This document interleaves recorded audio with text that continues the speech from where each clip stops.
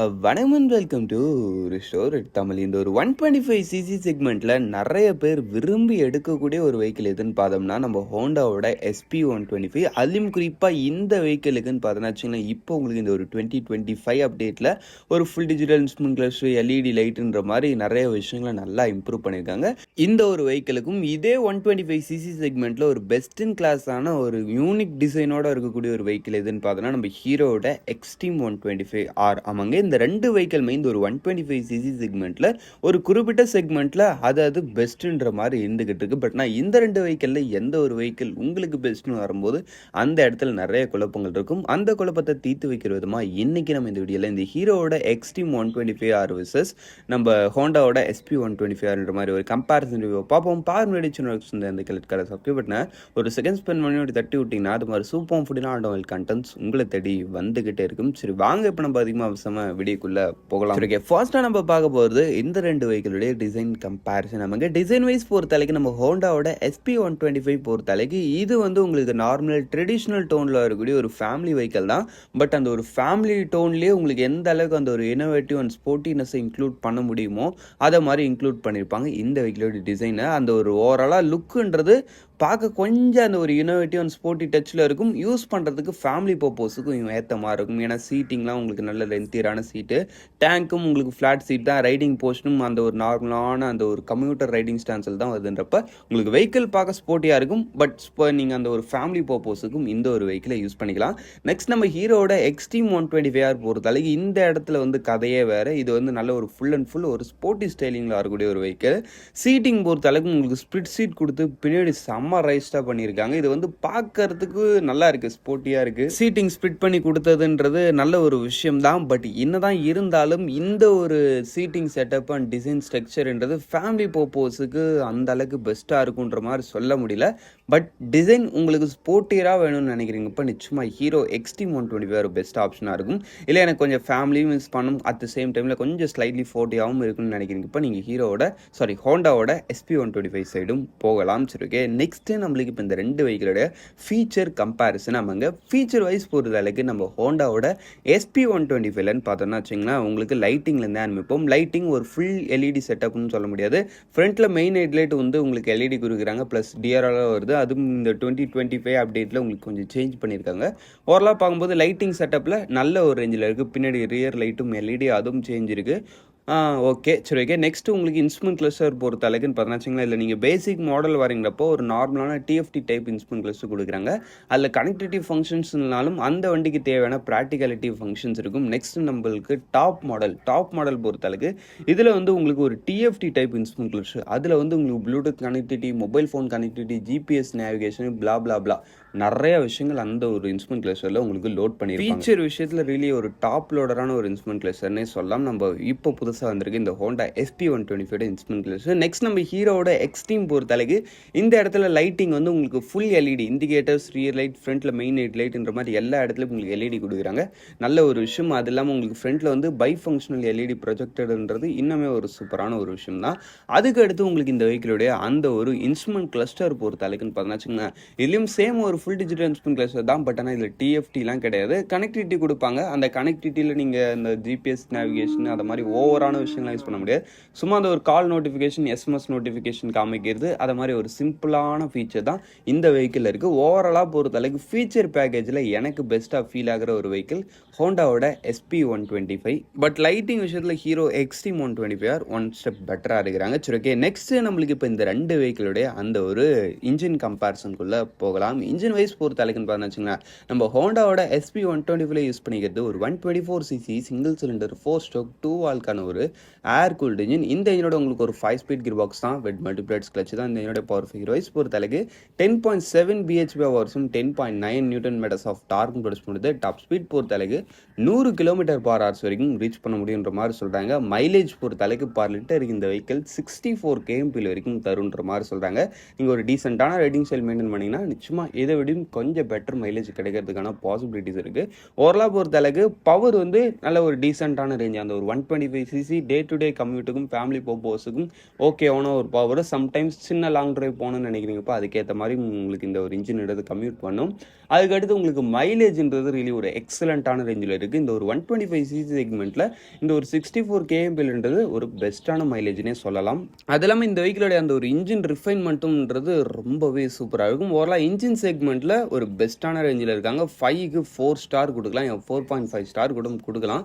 அந்த அளவுக்கு நல்ல ஒரு இன்ஜின் கொடுத்துருக்காங்க இதில். சரி, ஓகே. நெக்ஸ்ட் நம்ம ஹீரோட எக்ஸ்ட்ரீம் 125 யூஸ் பண்ணிக்கிறதுன்னு பார்த்தோன்னா வச்சுங்களேன், எல்லாமே சேம் நம்மளுக்கு ஒரு 124.7cc சிங்கிள் சிலிண்டர் 4 ஸ்ட்ரோக் 2 வால்க்கான ஒரு ஏர் கூல்ட் இன்ஜின் தான் with 5 speed gear box and wet multiples clutch. இன்ஜினுடைய ஹார்ட்வேர் வைஸ் பொறுத்தளவுக்கு எல்லாமே சிமிலர் தான். ரெண்டுத்துலையும் 2 வால்வ் தான். ரெண்டும் உங்களுக்கு 5 ஸ்பீட் டிரான்ஸ்மிட்டட் வெஹிக்கிள் தான். இந்த வெஹிக்கிளோட அந்த ஒரு பவர் ஃபிகர் வைஸ் பொறுத்தளவுக்கு 11.4 bhp பவர்ஸும் 10.5 நியூட்டன் மீட்டர்ஸ் ஆஃப் டார்க்கும் ப்ரொடியூஸ் பண்ணுறது. டாப் ஸ்பீட் பொறுத்தளவுக்கு 95 km/h வரைக்கும் ரீச் பண்ண முடியுன்ற மாதிரி சொல்கிறாங்க. மைலேஜ் பொறுத்தளவுக்கு 59 km இருக்குன்னு சொல்கிறாங்க.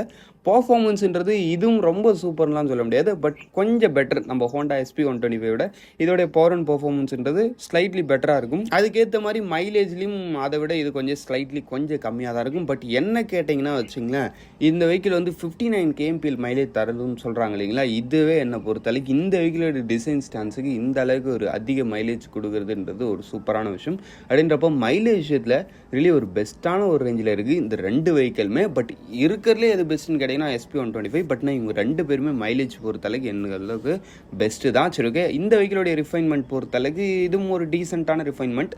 பட் SP125 அளவுக்கு வர முடியாது. ஓவராலாக இன்ஜின் பொறுத்தளவுக்கு எனக்கு கொஞ்சம் பவர் இன்னும் கொஞ்சம் பெட்டராக இருக்கும்னு நினைக்கிறீங்க. இப்போ நீங்கள் இந்த ஒரு ஹீரோட எக்ஸ்ட்ரீம் 125 சைடு வரலாம். பட் எனக்கு ரிஃபைன்மெண்ட் மைலேஜ் மாதிரி விஷயங்கள் தான் முக்கியம்னு நினைக்கிறீங்கப்போ நீங்கள் ஹோண்டாவோட SP125 சைட் போகலாம். ஓவராலாக இன்ஜின் விஷயத்தில் எனக்கு வந்து என்ன ஃபீல் ஆகுதுன்னு பார்த்தோம்னா வச்சுங்களேன், ரெண்டு பேரும் ஒரு பெஸ்ட்டான இன்ஜின் தான். பட் SP125 ஸ்லைட்லி வெஜ் எடுக்கிறாங்க, அவ்வளோதான் டிஃப்ரென்ஸு. நெக்ஸ்ட்டு நம்மளுக்கு இப்போ இந்த ரெண்டு வெஹிக்கிளுடைய டயர்ஸ் அண்ட் டைமென்ஷன் மாதிரி விஷயங்கள் பார்ப்போம். அதான் பிரேக்கிங், டயர் அதெல்லாம் எப்படி இருக்குன்றது. டயர் பொறுத்த அளவுக்குன்னு பார்த்தோன்னா வச்சுங்களேன், அந்த இடத்துல நிச்சயமாக நம்மளுக்கு ஹீரோட எக்ஸ்ட்ரீம் 125 நல்ல ஒரு அட்வான்டேஜ் இருக்குன்னே சொல்லலாம். ஏன்னா இந்த வெஹிக்கிளில் இந்த செக்மெண்ட்டில் யாருமே கொடுக்காத மாதிரி ஃப்ரண்ட்டில் வந்து 90/90யும் பின்னாடி வந்து 120/80 செக்ஷன்ன்ற நல்ல ஒரு பெரிய டயர் பேஸே கொடுக்குறாங்க. அப்படின்றப்ப அந்த ஒரு ட்ரையல் ப்ரொஃபைல்ன்றது இந்த இடத்துல உங்களுக்கு பெட்டராக இருக்குன்றப்ப அந்த ஒரு ரோட் கிரிப் மாதிரி விஷயங்களில் நிச்சயமாக நம்ம ஹீரோட எக்ஸ்ட்ரீம் 125 ஒரு பெஸ்ட்டான ரேஞ்சிலே இருக்காங்க. அதுக்கு அடுத்து உங்களுக்கு இந்த வெஹிக்கிளுடைய அந்த ஒரு பிரேக்கிங் செட்டப் மாதிரி விஷயங்கள்லையும் உங்களுக்கு ஃப்ரண்ட்டில் வந்து 240mm டிஸ்க் கொடுக்குறாங்க, பின்னாடி வந்து 130mm ட்ரம் பிரேக்கு. அது இல்லாமல் பிரேக்கிங்லாம் நான் இப்போ சொல்லிடுறேன்ப்பா ஓப்பனாக. பிரேக்கிங் அண்ட் டயர்ஸ் பொறுத்தளவுக்கு ஹீரோவோட எக்ஸ்ட்ரீம் 125 தான் பெஸ்ட்டு. ஹோண்டாவால் இந்த அளவுக்கு ஈடு கொடுக்க முடியாது. ஏன்னா டயர்ஸ் விஷயத்துலையும் நம்ம எக்ஸ்ட்ரீம் கொஞ்சம் பெருசாக இருக்கா. அல்லாமல் பிரேக்கிங் விஷயத்துலையும் இந்த இடத்துல உங்களுக்கு 240mm டிஸ்க்கு ப்ளஸ் உங்களுக்கு சிங்கிள் சேனல் ஏபிஎஸும் ஆப்ஷனில் வருதுன்றப்ப ரியலி ஒரு எக்ஸலண்ட்டான ரேஞ்சு. இந்த சிங்கிள் சேனல் ஏபிஎஸ்ன்ற ஒரே ஒரு விஷயம் வந்து நம்ம இந்த 125cc செக்மெண்ட்டில் நம்ம ஹீரோவோட எக்ஸ்ட்ரீம் கிட்ட மட்டும்தான் இருக்குது. அப்படின்றப்ப பிரேக்கிங்கில் ஒன் ஆஃப் த பெஸ்ட்டுன்னே சொல்லலாம் இந்த செக்மெண்ட்டில் இந்த ஒரு வெஹிக்கிள். அதுக்கடுத்து நம்ம SP125 பொறுத்தளவுக்கு அதோடைய டயர்ஸ் வந்து ஃப்ரண்ட்டில் வந்து 80/100 செக்ஷனு, பின்னாடி வந்து 100/80 செக்ஷனு. ரொம்ப பெரிய டயர்னு சொல்ல முடியாது, ரொம்ப சின்ன டயர்னு சொல்ல முடியாது, ஒரு டீசெண்டான ப்ரொஃபைல் இருக்கக்கூடிய டயர்ஸ். அதுக்கடுத்த பிரேக்கிங் செட்டப் வைஸ் பொறுத்தளவுக்கு ஃப்ரண்ட்டில் வந்து உங்களுக்கு ரெண்டு ஆப்ஷன் இருக்குது. ஒன்று வந்து 130mm drum brake, top model போகிறீங்க அப்போ 240mm டிஸ்க் பிரேக்கு, பின்னாடி வந்து 130mm ட்ரம் சிபிஎஸ் மூலமாக கம்பைன் பண்ணிக்காங்க.